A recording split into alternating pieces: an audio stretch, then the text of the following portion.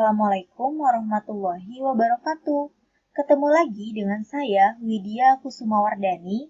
Nah, pada video kali ini, kita akan membahas materi PPKN kelas 10 yang ada di dalam bab 5, yaitu materi dengan judul Integrasi Nasional dalam Bingkai Bhinneka Tunggal Ika. Nah, video ini merupakan video pembahasan yang ada pada bab kelima pada bagian yang keempat. Nah, bagian 1, 2, dan 3 kalian bisa langsung aja lihat di video-video yang ada di channel YouTube ini ya.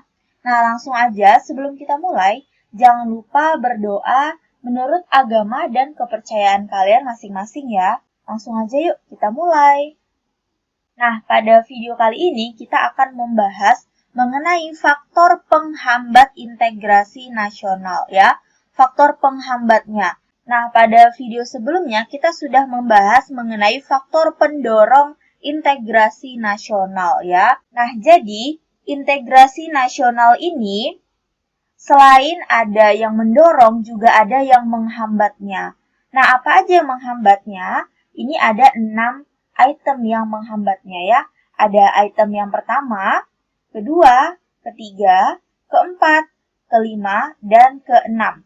Nah, hampir sama dengan faktor pendorongnya, faktor penghambat juga memiliki 6 item yang menjadi penghambat dari terciptanya integrasi nasional ini.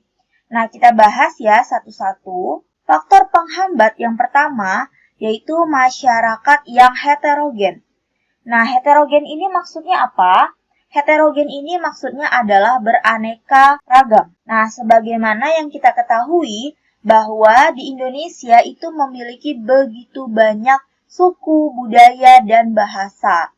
Nah, suku, budaya, dan bahasa yang begitu banyak ini, jika tidak memiliki suatu rasa cinta terhadap tanah airnya ataupun memiliki satu rasa persatuan ya, maka akan terciptanya perpecahan. Nah, jadi heterogen ini harus dibina berdasarkan prinsip dari persatuan ini, supaya tidak terjadinya hambatan dalam proses integrasi nasional ini. Seperti itu ya. Nah, sekarang kita bahas item yang kedua, yaitu karena wilayah yang luas. Nah, kalau kita lihat ya, Indonesia ini memiliki wilayah negara yang begitu luas. Dia terdiri dari beribu pulau dan dikelilingi oleh lautan juga. Kalau dilihat berdasarkan jumlah provinsi, Indonesia memiliki 34 provinsi, yang mana provinsi ini terbentang dari Sabang sampai Merauke.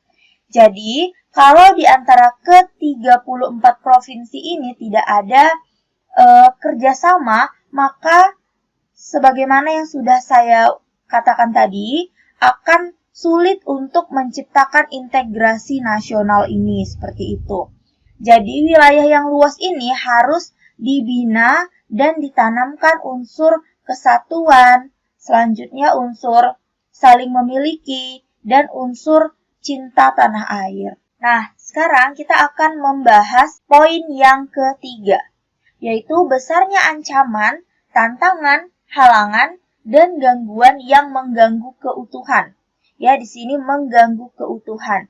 Nah, kalau kita berbicara mengenai ancaman atau tantangan ini tidak hanya berasal dari dalam aja.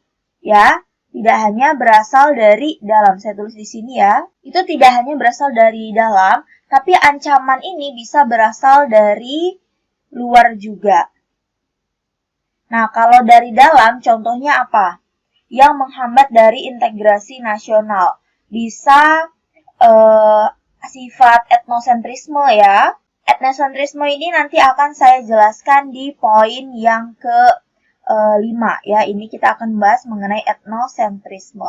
Ataupun yang bisa menjadi ancaman di dalam negeri itu sendiri, contohnya misalnya narkoba, nah selanjutnya pergaulan bebas, dan lain-lain. Masih banyak bentuk-bentuk ancaman yang bisa berasal dari dalam negeri. Nah, selanjutnya ancaman yang berasal dari luar negeri ini bisa berupa pengaruh ya, pengaruh budaya asing. Selanjutnya bisa juga berkembangnya ideologi-ideologi yang tidak sesuai dengan kita.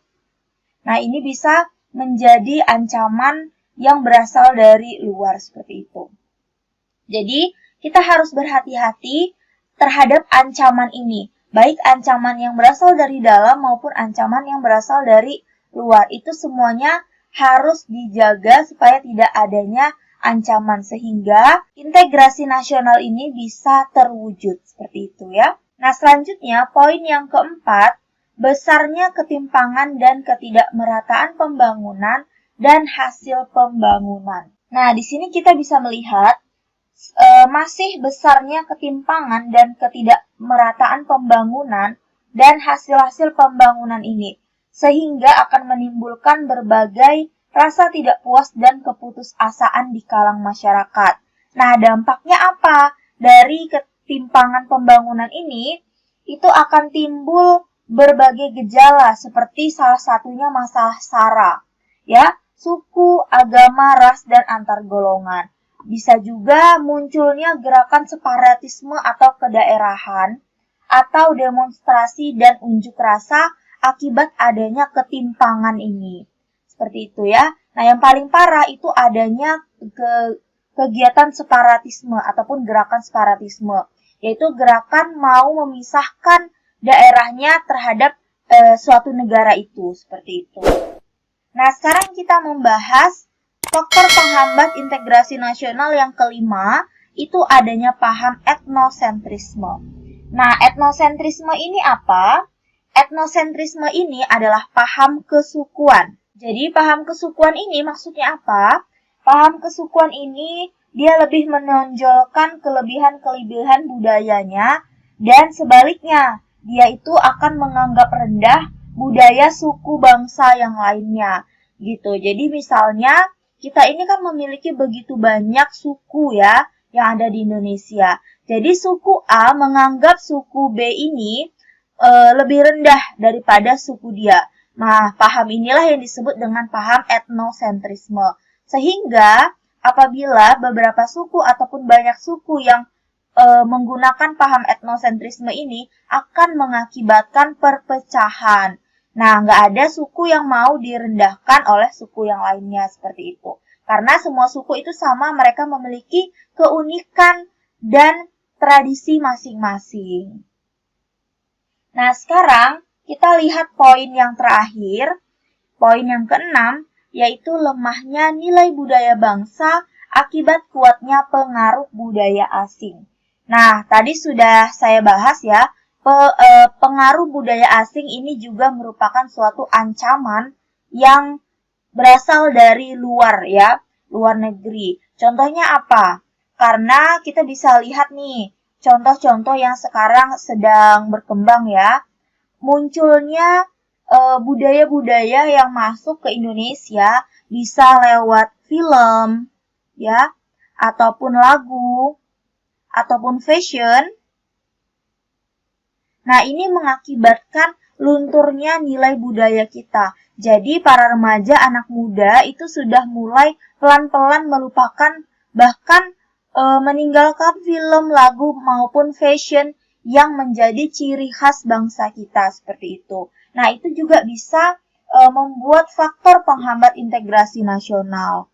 Karena tidak adanya rasa memiliki, jadi integrasi kita itu semakin lama itu semakin memudar dan bisa jadi semakin menghilang seperti itu ya. Nah, sekarang kita akan membahas mengenai kenapa sih integrasi nasional itu penting.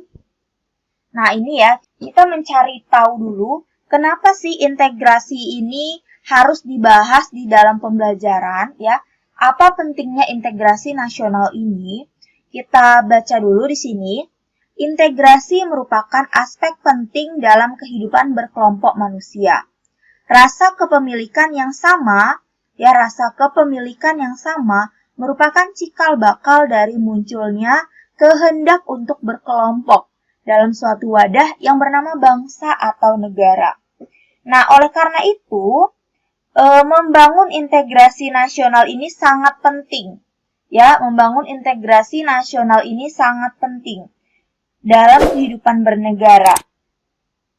Karena integrasi nasional ini selain untuk berguna untuk mewujudkan cita-cita, dia juga berguna untuk memelihara rasa kebersamaan. Nah, ini pentingnya dari integrasi nasional. Coba kalian bayangkan jika di dalam suatu negara itu tidak memiliki rasa kebersamaan.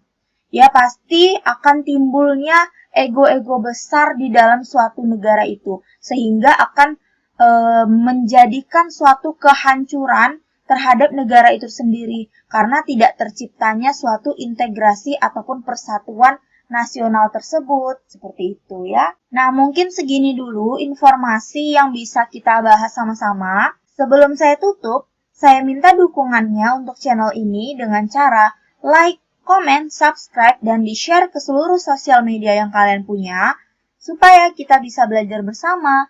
Akhir kata saya ucapkan wabillahi taufiq wal hidayah. Wassalamualaikum warahmatullahi wabarakatuh.